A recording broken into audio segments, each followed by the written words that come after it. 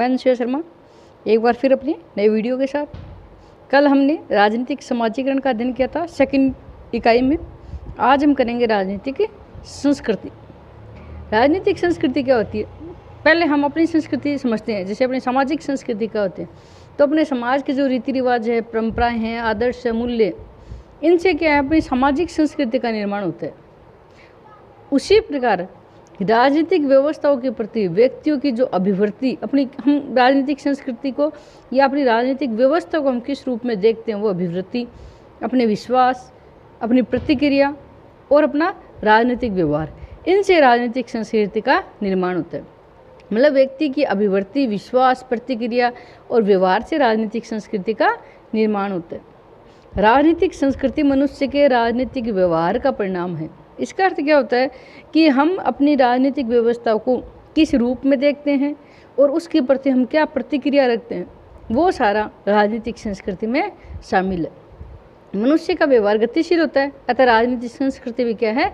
गतिशील। देखो, मनुष्य है, उसके मस्तिष्क से विचार बदलते रहते हैं, तो उन्हीं विचारों के आधार पर वो व्यवहार करता है और वो व्यवहार गतिशील है, तो राजनीतिक संस्कृति भी हमेशा गतिशील रहेगी।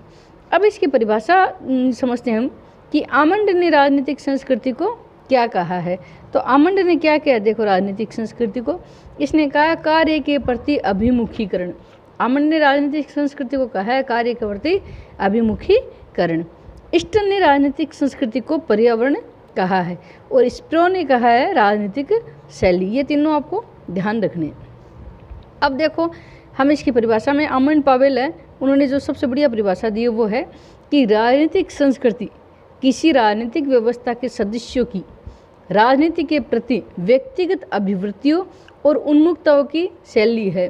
हम अपनी राजनीतिक व्यवस्था, मान लो भारत की राजनीतिक व्यवस्था हो, उसके प्रति हम अपनी कैसी अभिवृत्ति रखते हैं, हम उसको किस नज़र से देखते हैं और उसके बारे में अपने क्या विचार रखते हैं, वो अपनी राजनीतिक संस्कृति है।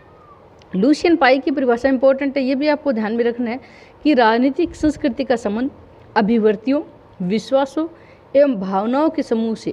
अपनी संस्कृति में विश्वास भावना होती है, वैसे ही है, जो राजनीतिक प्रक्रिया को व्यापकता एवं सार्थकता प्रदान करते हैं एवं ऐसे ही अंतर्निहित विचार एवं नियम प्रदान करते हैं जो राजनीतिक व्यवस्था के व्यवहार को नियंत्रण करते हैं।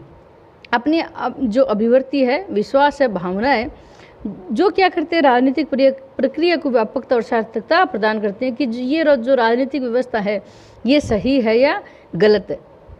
ये विचार व्यक्ति देता है और राजनीतिक व्यवस्था के व्यवहार को नियंत्रण करते हैं कि अपनी जो राजनीतिक व्यवस्था है कहीं अनियंत्रित ना हो जाए। तो राजनीतिक संस्कृति के बारे में हम निष्कर्ष निकाल सकते हैं कि राजनीतिक संस्कृति राजनीतिक व्यवस्था के प्रति सदस्यों की जो मनोवृत्तियों की अभिव्यक्ति है, प्रतिक्रिया है और उन व्यवस्था के प्रति अपेक्षा है। अब हम पढ़ते हैं कि राजनीतिक संस्कृति किससे संबंधित है। तो राजनीतिक संस्कृति की अवधारणा तृतीय विश्व के देशों से संबंधित है। अब देखो, तृतीय विश्व में कौन कौन से आते हैं? पहला विश्व में आते हैं विकसित देश, दूसरे में आते हैं अविकसित देश और तीसरे में आते हैं विकासशील, या जो द्वितीय विश्व युद्ध के पश्चात जो देश आज़ाद हुए वो तृतीय विश्व में, विकासशील और द्वितीय विश्व युद्ध के बाद आज़ाद होने वाले सारे देश है वो तृतीय विश्व में आते हैं। तो तृतीय विश्व के देशों, विशेषकर विकासशील देशों के अध्ययन से संबंधित है। इसमें क्या है, राजनीतिक संस्कृति की अवधारणा में विकासशील देशों का अध्ययन किया जाता है और उसको मान लो हम आदर्श किसको मानते हैं? अमेरिका की राजनीतिक व्यवस्था को। अमेरिका की राजनीतिक व्यवस्था को आदर्श मानकर हम इन विश्व के देशों की जो अन्य जो तृतीय विश्व के देश है इनका अध्ययन हम करते हैं कि अमेरिका की व्यवस्था से ये व्यवस्था कहाँ तक मैच करती है। सर्वप्रथम आमंड ने, ये ध्यान रखना आप, अपनी पुस्तक है कंपेरेटिव पॉलिटिकल सिस्टम, जिसको हिंदी में कहते हैं तुलनात्मक राजनीतिक व्यवस्था, यानी कंपेरेटिव पॉलिटिकल सिस्टम में राजनीतिक संस्कृति शब्द का प्रयोग किया था। तो आमंड ने अपने पुस्तक कंपेरेटिव पॉलिटिकल सिस्टम में इस शब्द का पहली बार प्रयोग किया था। अब इसके घटक देख लेते राजनीतिक संस्कृति के।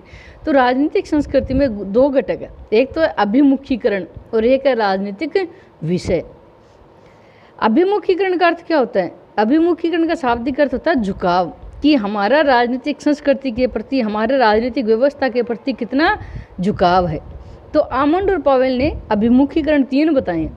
पहला उन्होंने बताया है ज्ञानात्मक अभिमुखीकरण। यानी अपनी राजनीतिक व्यवस्था में जो भी राजनीतिक विषय है कोई भी, उसके प्रति हम कितना ज्ञान रखते हैं, वो है ज्ञानात्मक झुकाव अपना।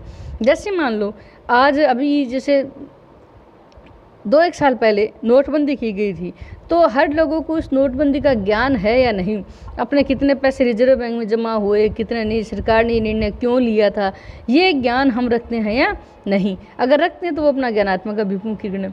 उसके बाद है भावात्मक अभिमुखीकरण, इन विषयों के प्रति मन में पैदा होने वाले भाव। मतलब नोटबंदी जो सरकार ने निर्णय लिया है, ये अपनी जो राजनीतिक व्यवस्था है उसके प्रति हम कैसे भाव रखते हैं, वो व्यवस्था अच्छी है या नहीं।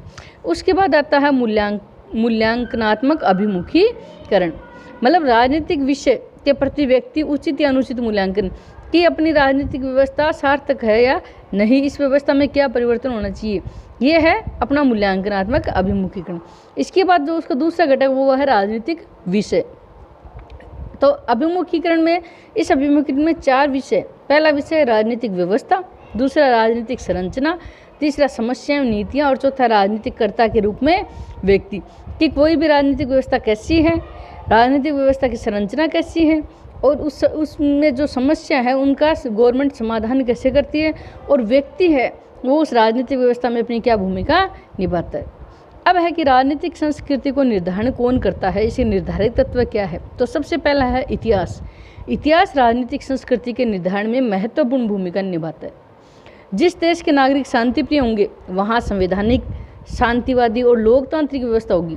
जैसे भारत, अब भारत की राजनीतिक व्यवस्था कैसी है, लोकतांत्रिक है। हम यहाँ पे सरकार का परिवर्तन संवैधानिक तरीके से करते हैं। क्यों करते हैं? क्योंकि हम शांति प्रिय हैं। तो अपना इतिहास देख लो आप, भारत ने कभी भी चला के किसी देश पे आक्रमण नहीं किए। भारत कभी भी ये नहीं चाहता कि हमारे यहाँ सेना का शासन हो या हम अलोकतांत्रिक तरीके से सरकार का तख्ता पलट करें। अर्धविकसित देशों में राजनीतिक व्यवस्था है वो अलोकतांत्रिक और हिंसक होगी। जहाँ विकास नहीं है वहाँ की राजनीतिक व्यवस्था कैसी होगी? अलोकतांत्रिक और हिंसक। दूसरा जो राजनीतिक व्यवस्था को संस्कृति को निर्धारण करने वाला तत्व है वो है धार्मिक विश्वास। देश में निवास करने वाले धार्मिक विश्वास के आधार पर राजनीतिक संस्कृति का निर्माण होता है। मतलब जिस देश में जो धार्मिक समुदाय के लोग निवास करते हैं, अपनी संस्कृति उन्हीं धार्मिक विश्वास के आधार पर बनती है। अब भारत में क्या है? भारत में जो संस्कृति है वो समन्वयकारी है, समन्वयवादी है। जितने भी धर्म है, हिंदू, मुस्लिम, सिख, ईसाई, कोई भी, हम सब ने उनको अपने में सम्मिलित कर दिया। और हमारी संस्कृति, हमारी जो राजनीतिक संस्कृति है उसमें किसी भी धर्म के साथ कोई भेदभाव नहीं होता। और पाकिस्तान है वो मुस्लिम धर्म पर आधारित है, इसलिए वहाँ की राजनीतिक व्यवस्था में मुस्लिम जो बाहुल्य जो देश है, इसलिए वहाँ पे मुस्लिम निर्णय ज़्यादा ले जाते हैं। तीसरा है भौगोलिक परिस्थिति। देखो भौगोलिक परिस्थिति बहुत इंपॉर्टेंट है कि अपने देश की भौगोलिक सीमाओं में उपलब्ध जितने भी संसाधन हैं, अपनी जनसंख्या है, इनकी जो प्रकृति है वो भी राजनीतिक संस्कृति का निर्धारण करते हैं। जैसे भारत में की जो विशाल देश है उसकी राजनीतिक संस्कृति और एक यूरोप के छोटे से देश की राजनीतिक संस्कृति में आपको अंतर मिलेगा। क्योंकि अपने यहाँ हम जो निर्णय लेते हैं वो पूरी देश की जनसंख्या को ध्यान में लेकर रखते हैं, अपने यहाँ क्या संसाधन उपलब्ध हो उसको ध्यान में लेकर करते हैं। बड़ा देश है तो अपनी नीतियाँ भी अलग होगी, छोटा देश है तो उनकी नीतियाँ भी अलग होगा। चौथा है सामाजिक आर्थिक परिवेश। देश का सामाजिक, धार्मिक, जातिगत विभिन्नता, औद्योगिकरण या रूढ़िवादिता, ये भी राजनीतिक संस्कृति के निर्धारण में महत्वपूर्ण भूमिका निभाते हैं।